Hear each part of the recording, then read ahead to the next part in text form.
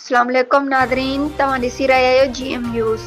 ख़बरनि ऐं अपडेट जे सिलसिले खे जारी रखंदे ख़बर शामिल करियूं त टनो मोहम्मद ख़ान सैयलाबाद मां अफ़गानियुनि जे वॾे लोड मौजूदु आहे। कराची हैदराबाद मां ऑपरेशन खां पोइ अफ़गानी अची चुका आहिनि, जॾहिं त पूरे ज़िले में अफ़गानी जो वॾो सपोर्टर ख़ैर मोहम्मद सिजावल चौक ते अमानुल्लाह अफ़गानी, जिन जो कारोबार अफ़गानिस्तान में आहे, लाखाट स्टॉप ते इद्रिस होटल, शौकत कॉलोनी, शहर वारी पुल ते काठ जो दुको अफ़गानी हलाए थो। उन खां अलावा जेके बि काफ़ी अफ़गानी जूं होटलूं मौजूदु आहिनि, SSP टनो मोहम्मद ख़ान नोटिस वठी अफ़गानियुनि ख़िलाफ़ कार्रवाई करे। टनो मोहम्मद ख़ान जी अवाम खे गुज़ारिश आहे त अफ़गानियुनि जी होटल खां विहण जी बजाए उन्हनि खे गिरफ़्तार कराए सिंधी हुजण जो सबूत ॾियो। अफ़गानी सिंध लाइ नासूर आहिनि।